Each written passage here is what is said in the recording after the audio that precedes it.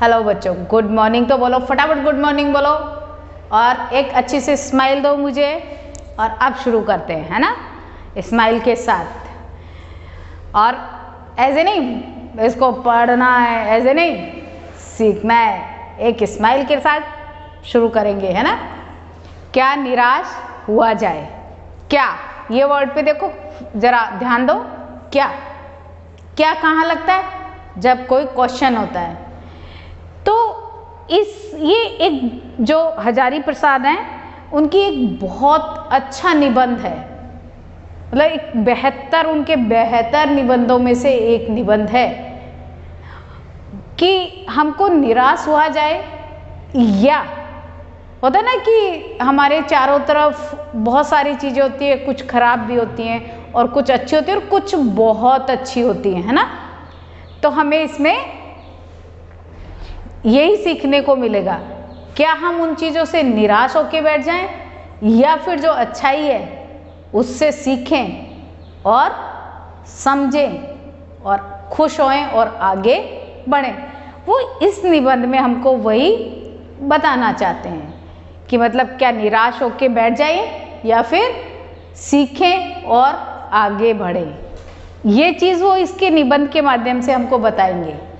तो चलो हम भी सीखते हैं, निराश नहीं होना है, हमको बिल्कुल पॉजिटिव सोचना है और आगे बढ़ना है और आगे बढ़ेंगे।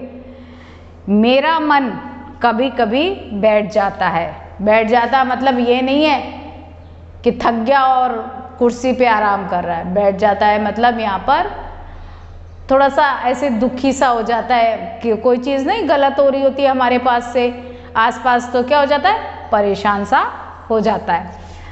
समाचार पत्रों में ठगी, डकैती, चोरी, तस्करी और भ्रष्टाचार के समाचार भरे रहते हैं। पढ़ना बच्चों, टीवी खोलो, न्यूज़ खोलो, उसने पैसों के लालच में उसको मार डाला, पैसों के लिए उसने उसका अपहरण कर लिया, पैसों के लिए डकैती हो गई। तो इस तरह की ही न्यूज़ आजकल हम ज़्यादा पढ़ते हैं पेपर में। तो जब पढ़ते हैं तो थोड़ा सा मन क्या हो जाता है, दुखी हो जाता है, निराश भी हो जाते हैं कि देखो इस दुनिया में क्या क्या हो रहा है, कैसे कैसे लोग हैं। आरोप प्रत्यारोपण मतलब किसी पर दोष मढ़ना का कुछ ऐसा वातावरण बन गया है, लगता है देश में कोई ईमानदार आदमी ही नहीं रह गया है। मतलब एक दूसरे के ऊपर इतने आरोप प्रत्यारोपण होते हैं कि लोग क्या निराशा से भर जाते हैं। और एक ऐसा आसपास है ना, हम लोग भी क्या सोचते हैं फिर, जैसे एक बार गलत हो गया तो कोई सही भी कर रहा होता है ना, तो हम सोचते हैं पता नहीं ये सही होगा कि गलत, तो हम उसकी मदद भी नहीं लेते और हम किसी की मदद करते भी नहीं है यही सोचकर कि सामने वाला गलत सोचने का।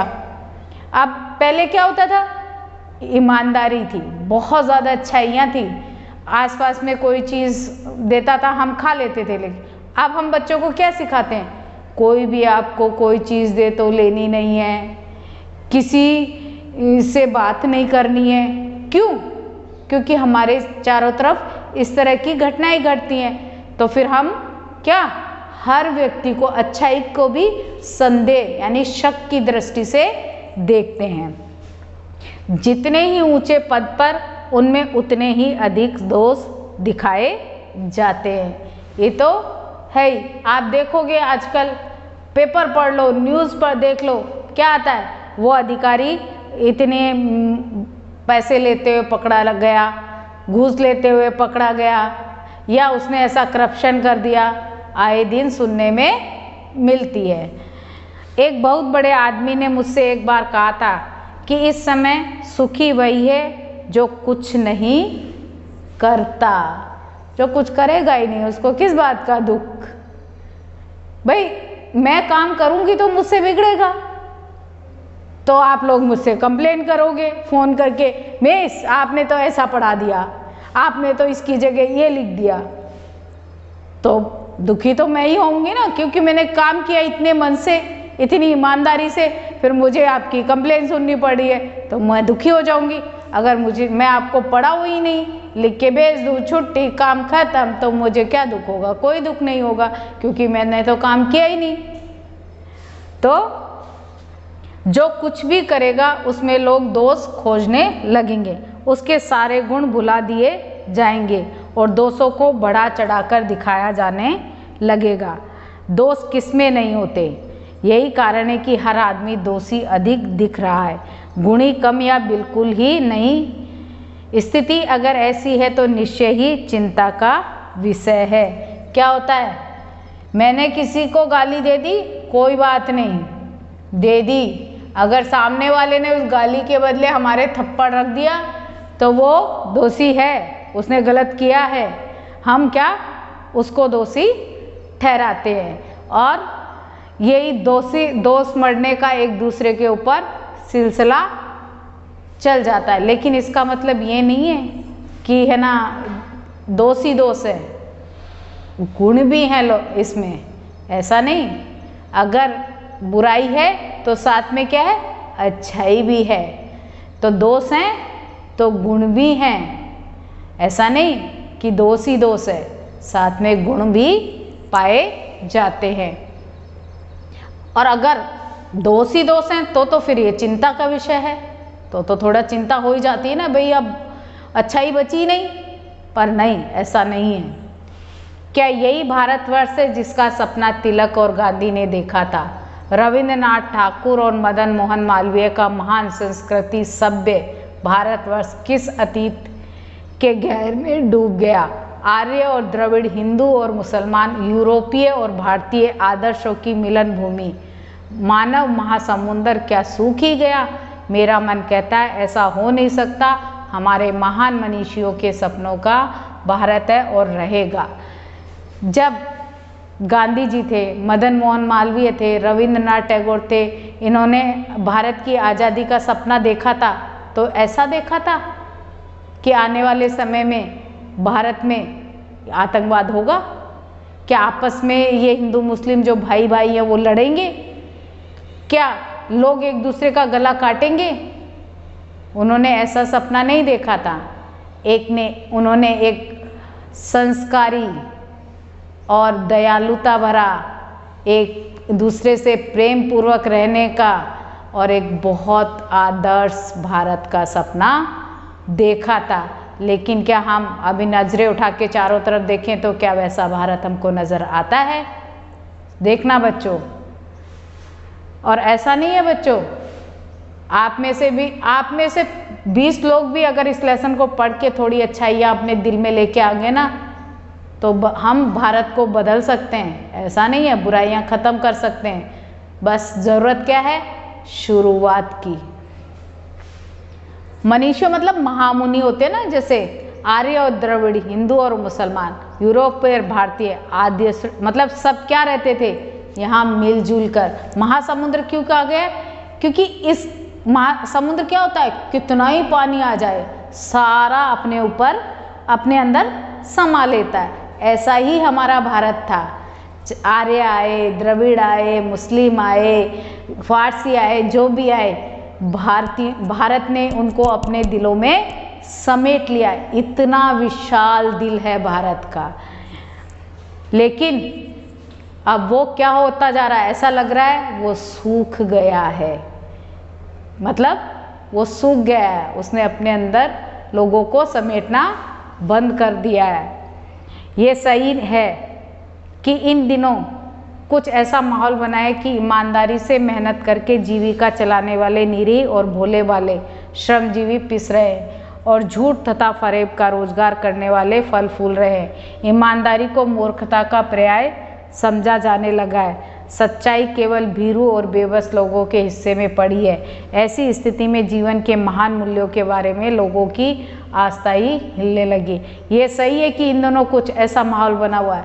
आपने देखा होगा, ईमानदारी, मेहनत और जो भोले वाले जो अपनी मतलब संस्कृति, अपनी परंपरा, अपने ईमानदारी, इन लक्ष्यों को धारण किए हुए हैं, उनका क्या अस्तित्व खत्म होता जा रहा हो। उनको लोग सम्मान नहीं देते और जो झूठे और फरेबी इंसान है ना, उनका खूब आजकल बोलबाला है, वो खूब राज कर रहे हैं। तो ऐसा लगता है कि ईमानदारी का पर्यायवाची पता है, मतलब उल्टा। ऐसा लग रहा अब ईमानदारी की जगह किसने लग ली है?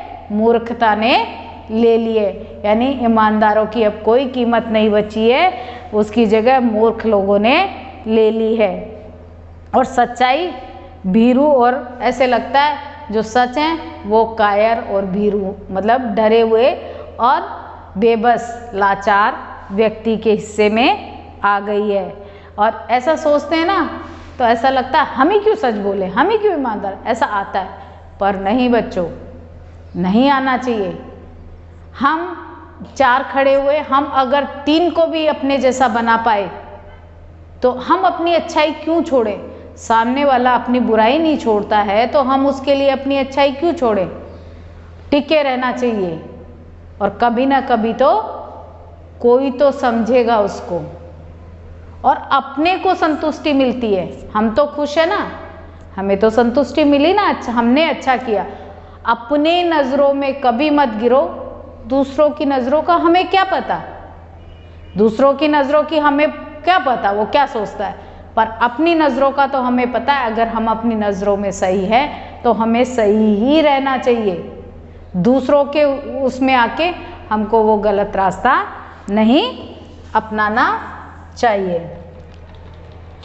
और बच्चों, इसको ध्यान से समझना, इसमें वो चीज़ें दी गई हैं, अगर आप ने इसमें से 2 चीज़ भी अपने जीवन में उतार ली तो आप बहुत कुछ सीख जाओगे।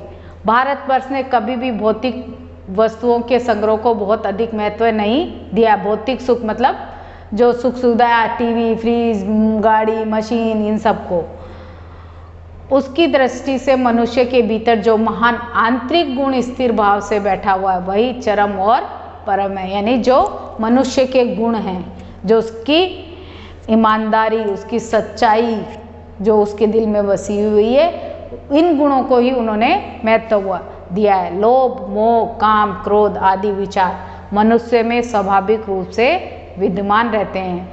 आप लालच तो सबको ही आ जाता है भाई। सामने अगर जलेबी रखी हो तो किसको नहीं लालच आएगा, मुझे भी आ जाएगा, मुझे भी खानी है भाई, ऐसा ही होता है ना बच्चों। पर ये लालच अलग है, किसी को नुकसान पहुंचाना, अपने लालच में किसी का नुकसान करना, वो लालच गलत है। अब जलेबी देख के लालच करना तो कोई बात नहीं है, वो तो खानी ही पड़ेगी ना। अब मुंह में बच्चों पानी आ रहा है, बंद करो। काम, क्रोध यानी गुस्सा आदि विचार मनुष्य में स्वाभाविक रूप से विद्यमान रहते हैं। ये सम्य होते हैं, लेकिन कोई इनका सही इस्तेमाल करता है, इनको कंट्रोल में कर लेता है, और कुछ लोग कंट्रोल में नहीं कर पाते हैं तो बात बिगड़ जाती है। और ऐसा नहीं है, क्रोध तो मुझे भी आ जाता है, आपको भी आता है, थोड़ा बहुत चलता है, पर ज़्यादा नहीं करना चाहिए, है ना। फिर थोड़ा शांत हो जाना चाहिए। करना ही नहीं चाहिए बच्चों, आई समझे। पर उन्हें प्रधान शक्ति मान लेना और अपने मन तथा बुद्धि को उन्हीं के इशारे पर छोड़ देना बहुत बुरा आचरण है। भारतवर्ष ने कभी भी उन्हें उचित नहीं माना गया है। उन्हें सदा संयम के बंधन में बांधकर रखने का प्रयत्न किया है, परंतु भूख की उपेक्षा नहीं की जा सकती। बीमार के लिए दवा की उपेक्षा, देखो भूख, अगर कोई भूखा है तो फिर उसको दुत्कारना नहीं चाहिए, भूखे को हमेशा ही रोटी खिलानी चाहिए। आपने अगर दिन में 1 रोटी किसी को खिला दी, आपके पास है, आप संपन्न हैं, उससे बड़ा काम कोई नहीं है। कोई ज़रूरी नहीं है आप बड़े बड़े विद्यालय बनवाओ, बड़े बड़े हॉस्पिटल बनवाओ ना, आप ऐसे भी कर सकते हो अच्छे काम, ये भी एक अच्छे काम का तरीका है। बीमार के लिए दवा की उपेक्षा नहीं की जा सकती। किसी बीमार व्यक्ति को आप अगर दवा दिलवा देते हो, वो नहीं ले पाता है, ऐसे भी हम समाज सेवा कर सकते हैं। समाज सेवा के लिए कोई ज़रूरी नहीं है कि हमें वो गा गा के, जुलूस निकाल के, भाषण दे के करनी पड़े ना, दिल में होना चाहिए। दिल में अच्छाई है और हम करना चाहते हैं तो रास्ता अपने आप आता है बच्चों, और हम कर सकते हैं। गुमराह को ठीक रास्ते पर ले जाने के उपायों की उपेक्षा नहीं की जा सकती। कोशिश तो हम कर ही सकते हैं किसी गलत को रास्ते पे लाने की। अगर 3 व्यक्ति में से हम एक को भी रास्ते पे ले आए, बहुत खुशी की बात है। कोशिश तो नहीं छोड़नी चाहिए हमको। वह यह है कि इस देश के कोटि कोटि दरिद्र जनों की हीन अवस्था को दूर करने के लिए ऐसे अनेक कायदे कानून बनाए गए हैं जो कृषि, उद्योग, वाणिज्य, शिक्षा और स्वास्थ्य की स्थिति को अधिक उन्नत और सुचारू बनाने के लक्ष्य से प्रेरित है। यानी अनेक बहुत सारे दरिद्र जन, मतलब जो गरीब हैं, उनकी हीन अवस्था यानी उनकी दरिद्रता को दूर करने के लिए बहुत कानून बने हुए हैं। जैसे कृषि के, अभी नहीं, किसानों के लिए योजना, किसान योजना, उद्योग के लिए, छोटे छोटे उद्योग, कुटीर उद्योग धंधों के लिए अलग से ट्रेनिंग दी जाती है, उनके लिए अलग से पैसे दिए जाते हैं। और शिक्षा पर भी बहुत खर्च, स्वास्थ्य के लिए बहुत अच्छे अच्छे काम हो रहे हैं। और इसके लिए हम प्रेरित कर सकते हैं, लोगों को भी प्रेरित कर सकते हैं कि वो ऐसा करें। परंतु जिन लोगों के इन कार्यों में लगाना है उनका मन सब समय पवित्र नहीं होता। प्राय वे ही लक्ष्य को भूल जाते हैं और अपनी ही सुख सुविधाओं की ओर ज़्यादा ध्यान देने लगते हैं। आप भी करते हो ना, पहले मेरा हो जाए, पेट भर जाए, वो भूखा बैठा है तो बैठा रहे। हम अगर ऐसा सोच ले, कोई बात नहीं, मेरे पास 4 रोटी हैं, 2 मैं उसे दे देता हूँ, 2 मैं खा लेता हूँ, तो दोनों को संतुष्टि मिल जाती है। सोच अगर ऐसी हो जाए तो भारत की स्थिति ही बदल जाए। भारतवर्ष सदा कानून को धर्म के रूप में देखता आ रहा। आज एकाएक कानून और धर्म में अंतर कर दिया गया। धर्म को धोखा नहीं दिया जा सकता, कानून को दिया जा सकता। धर्म वो चीज़ है बेटा, अपने आप को गिराती है, आप अपने आप में ही गिर जाते हो। धर्म में कोई बुराई नहीं है, आडंबरों में बुराई है। धर्म बुरा नहीं है, धर्म के नाम पर जो आडंबर है उनमें बुराई है। धर्म तो हमें ये सिखाता है, गरीबों की मदद करो, भूखे को खाना खिलाओ, बड़ों की इज्जत करो, किसी से पे क्रोध मत करो, लड़ाई झगड़ा मत करो। तो धर्म कहीं दिख रहा है बुरा? नहीं दिख रहा ना। धर्म के नाम पर जो आडंबर हैं वो बुरे हैं। कानून जरूर, कानून में कमी हो सकती है, लेकिन धर्म बहुत अच्छा होता है। पर उसका मीनिंग क्या निकालते हैं, उसका मतलब क्या निकालते हैं। अब भी सेवा, ईमानदारी, सच्चाई और आध्यात्मिकता के मूल्य बने हुए हैं। वे दब अवश्य गए लेकिन नष्ट नहीं हुए हैं। उन धुंधले जरूर हो गए, कमज़ोर ज़रूर हो गए, लेकिन पूर्णतया खत्म नहीं हुए हैं। आज भी वह मनुष्य से प्रेम करता है, महिलाओं का सम्मान करता है, झूठ और चोरी को गलत समझता है। बहुत से लोग हैं आज कल दूसरे को पीड़ा पहुंचाने को पाप समझता है। हर आदमी अपने व्यक्तिगत जीवन में इस बात का अनुभव करता है। समाचार पत्रों में जो भ्रष्टाचार के प्रति इतना आक्रोश है, वह यही साबित करता है कि हम ऐसी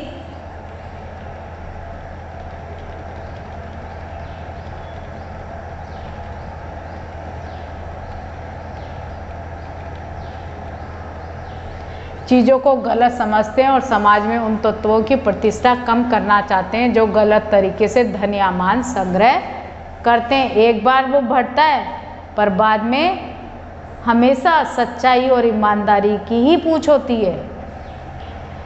दोषों का पर्दाफाश करना बुरी बात नहीं है। बुराई यह मालूम होती है कि किसी के आचरण के गलत पक्ष को उद्घाटित करके उसमें रस लिया जाता और दोषों उद्घाटन को एकमात्र कर्तव्य मान लिया जाता है। बुराई में रस लेना बुरी बात है, अच्छाई में उतना ही रस लेकर उजागर करना और भी बुरी बात है। सैकड़ों घटनाएं ऐसी घटती हैं जिन्हें उजागर करने से लोक चित्त में अच्छाई के प्रति अच्छी, मतलब बुराई आपने मालूम हुई, उसमें सुधार किया तो वो अच्छी बात है, लेकिन उस बुराई को आपने, उसके दोषों को फैलाया, उसको गलत तरीके से उसको आपने एंजॉय ले लेके खूब मज़े लिए, वो गलत है।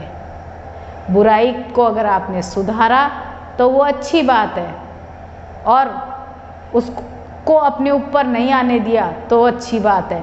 लेकिन अगर आपने बुराई को मज़े ले ले के सुना, फिर जाके उसको 4 जनों को और सुनाया, वो गलत है। और अच्छाई को उजागर करना और भी बुरी बात है। क्यों? अब तो ये तो गलत बात बोल दी मैंने, पर नहीं, समझो, अच्छाई को उजागर। आपने किसी को रोटी खिला दी, फिर आप जाके उसको, मैंने इसको रोटी खिलाई आज, मैंने इसको रोटी खिलाई आज, तो वो क्या है? गलत बात है। खिला दी, कहते नहीं है दान इस हाथ से करो तो इस हाथ को भी पता नहीं चलना चाहिए। इसलिए अच्छाई करो और भूल जाओ, क्योंकि उसने आपको संतुष्टि दी, आपको खुशी दी। अच्छाई का यही काम है। दुनिया को क्या मतलब है बताने का? हम खुश हैं ना, बस। और ऐसे ही हर एक आदमी अच्छाई करके खुश होगा तो पूरी दुनिया खुश, बुराई की कोई जगह ही नहीं रह जाएगी। एक बार रेलवे स्टेशन पर टिकट लेते हुए गलती से मैंने 10 के बजाय 100 रुपये का नोट दिया और मैं जल्दी जल्दी गाड़ी में आकर बैठ गया। थोड़ी देर में टिकट बाबू उन दिनों के 2nd क्लास के डब्बे में हर आदमी का चेहरा पहचानता हुआ उपस्थित हुआ। उसने मुझे पहचान लिया और बड़ी विनम्रता के साथ मेरे हाथ में 90 रुपये रख दिए और बोला, यह बहुत गलती हो गई थी, आपने भी नहीं देखा, मैंने भी नहीं देखा। उसके चेहरे पर विचित्र संतोष की गरिमा थी। मैं चकित रह गया। अब देखो, अब अभी तक तो हम वो पार्ट पढ़ रहे थे, अब देखो बिल्कुल अलग पार्ट आया कि स्टेशन पे लेखक ने क्या ली? टिकट ली, और जल्दबाजी में क्या 90 रुपये छूट गया। जो टीटी था वो देखता हुआ आया, पहचानता हुआ आया, उसने पैसे वापस लौटाए 90 रुपये, और लौटा के बोला कि है ना, बिना मतलब बहुत ही नरम स्वभाव से, कि मुझसे गलती हो गई और आपने भी नहीं ध्यान दिया, आपके पैसे ये 90 रुपये रह गए थे। उसने लौटाए, और लौटाते समय उस जो लौटा रहा था उसके मुंह पे एक अजीब सी संतुष्टि और संतोष था, क्योंकि वो ईमानदार था। ईमानदार व्यक्ति जब तक अब पूरा नहीं कर लेता, अगर वो पैसे उसके पास रह जाते तो वो हमेशा असंतुष्ट रहता। उसने सही व्यक्ति को दे दिए तो वो क्या हो गया? संतुष्ट हो गया। कैसे कहूँ कि दुनिया में सच्चाई और ईमानदारी लुप्त हो गई, मतलब खो गई है। वैसी अनेक अवांछित घटनाएं भी हुई हैं, परंतु ये घटना ठगी और वंचना की अनेक घटनाओं से अधिक शक्तिशाली है।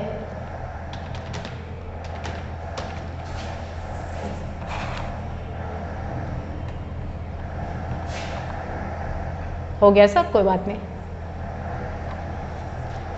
परंतु ये घटना ठगी और वंचना की अनेक घटनाओं से अधिक शक्तिशाली है। एक बार मैं बस में यात्रा कर रहा था, मेरे साथ मेरी पत्नी और 3 बच्चे भी थे। बस में कुछ, अब देखो इसमें अब हम दूसरा पहलू पढ़ रहे हैं, इस निबंध में अब हम दूसरा पहलू पढ़ रहे हैं। एक पहलू हमने बुराई वाला देखा था, अब अच्छाई वाला। खराबी थी, रुक रुक कर चलती थी। गंतव्य यानी जहाँ पहुँचना हो, जगह स्थान से कोई 8 किलोमीटर पहले ही एक निर्जन यानी सुनसान, जहाँ पर कोई नहीं हो, स्थान में बस ने जवाब दे दिया। जवाब दे दिया मतलब ये नहीं कि बोली हो जाओ भग जाओ, नहीं, मतलब खड़ी हो गई। वो रात के कोई 10 बजे होंगे। बस में यात्री घबरा गए। कंडक्टर उतर गया और एक साइकिल लेकर चलता बना। लोगों को संदेह हो गया कि हमें धोखा दिया जा रहा। अब देखो लोगों को क्या हुआ? संदेह हुआ, क्योंकि दुनिया में यही हो रहा है। पर आगे पढ़ो, देखो क्या हुआ। बस में बैठे लोगों ने तरह तरह की बातें शुरू कर दी। किसी ने कहा यहाँ डकैती होती है, 2 दिन पहले इसी तरह एक बस को लूटा गया था। परिवार सहित अकेला मैं ही था।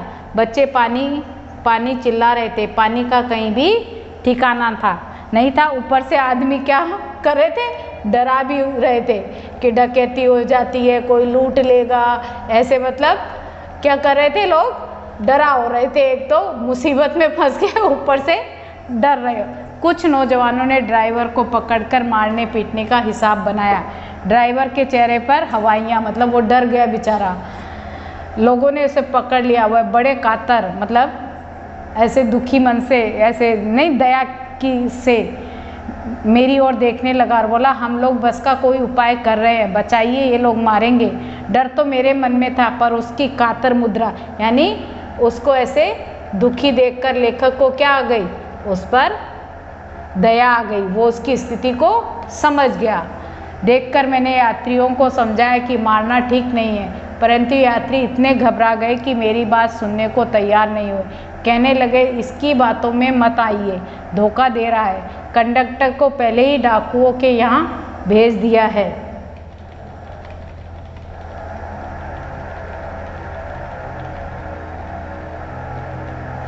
मैं भी बहुत भयभीत था, पर ड्राइवर को किसी तरह उसने मारपीट से बचा लिया। 1.5-2 घंटे बीत गए। मेरे बच्चे भोजन और पानी के लिए व्याकुल थे। व्याकुल यानी परेशान थे। मेरी और पत्नी की हालत बुरी थी। लोगों ने ड्राइवर को मारा तो नहीं, पर उसे बस से उतार कर एक जगह घेर कर खड़े हो गए कि अगर गलत हुआ तो इसे मारेंगे।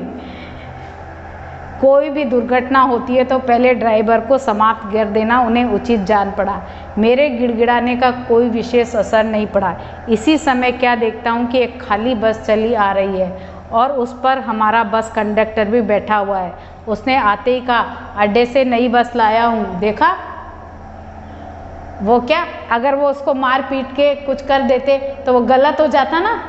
वो तो क्या करने गया था, अच्छाई के लिए गया था। इसलिए पूरी बात समझे बिना, जाने बिना कभी भी गलत कदम नहीं उठाना चाहिए।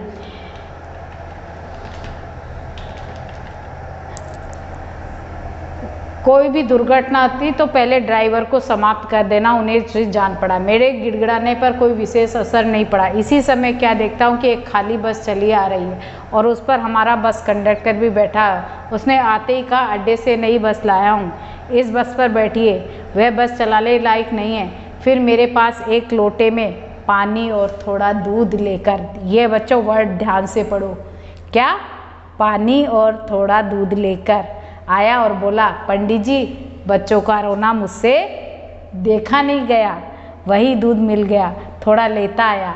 यात्रियों में फिर क्या, संतोष की भावना आ गई। मतलब देखो, वो अच्छा ही कर रहा था। बाद में यात्रियों ने क्या किया, सबने उसको धन्यवाद दिया, ड्राइवर से माफ़ी मांगी और 12 बजे से पहले ही सब लोग बस अड्डे पर पहुंच गए। कैसे कहूँ कि मनुष्यता एकदम समाप्त हो गई है। कैसे कहूँ कि लोगों में दया माया नहीं रही है। जीवन में जाने कितनी ऐसी घटनाएं हुई हैं जिन्हें मैं भूल नहीं सकता। ठगा भी गया हूँ, धोखा भी खाया है, परंतु बहुत कम स्थलों पर विश्वासघात नाम की चीज़ मिलती है। यानी ठगते, वही मैंने कहा ना, अच्छाई है तो बुराई भी है, पर ऐसा नहीं है कि बुराई ही बुराई है, अच्छाई भी है। केवल उन्हीं बातों का हिसाब रखो जिनमें धोखा खाया है, तो जीवन क्या हो जाएगा, कष्टकारी हो जाएगा। हम दुखी रहेंगे वो सोच सोच कर। वो इस घटनाएं भी याद रखो जिनके कारण आपको सहायता मिली है, खुशी मिली है, और उससे क्या, जो हमारा निराश मन है वो, उसको क्या मिलेगी, ढांढस मिलेगा, यानी हिम्मत मिलेगी, तसल्ली मिलेगी। ढांढस मतलब तसल्ली मिलेगी। कविवर रविंद्रनाथ ठाकुर ने अपने प्रार्थना गीत में भगवान से प्रार्थना की थी कि संसार में केवल नुकसान ही उठाना पड़े, धोखा ही खाना पड़े, तो ऐसे संसार में केवल नुकसान, ऐसे अवसरों पर हे प्रभु मुझे ऐसी शक्ति दो कि मैं तुम्हारे ऊपर संदेह ना करूं। यानी ऐसा हो भी तो भगवान पर भरोसा रखो। वो ये कहना चाहते हैं, अगर कभी ऐसा मेरे दिल में आए भी ना, भरोसा उठ जाए मेरा यहाँ से, तो भगवान मुझे ऐसी शक्ति दो। ये बच्चों 10th में जाओगे तब पढ़ोगे, ये लेसन में पूरा लेसन है तो, पर मुझे ऐसी शक्ति दो कि आपके ऊपर से मेरा विश्वास नहीं उठे। मनुष्य की बनाई विधियां गलत नतीजे तक पहुंच रही हैं, तो इन्हें बदलना होगा। वस्तुतः आए दिन इन्हें बदला ही जा रहा है, लेकिन अब भी आशा की ज्योति बुझी नहीं है। महान भारतवर्ष को पाने की संभावना बनी हुई है, बनी रहेगी। मेरे मन निराश होने की ज़रूरत नहीं है। मज़े आए बच्चों? क्लियर? अच्छा, PDF भेजूंगी तो अच्छी अच्छी राइटिंग में भेजना। आप लोग ना लिखते हो गंदा गंदा, और पता वो आपको भी पढ़ने में तकलीफ होगी। फिर आराम से करो, ऐसा जल्दबाजी भी नहीं है, आराम से आती है, बढ़िया बढ़िया अच्छी अच्छी लिखा करो, है ना। और घोच पोच मत किया करो पेज के ऊपर। एक पेज में जितना काम मैं भेजती हूँ उतना ही उस पेज पे किया करो, बाकी दूसरा काम दूसरे पेज पर। ठीक बच्चों, चलो आज का गुड बाय।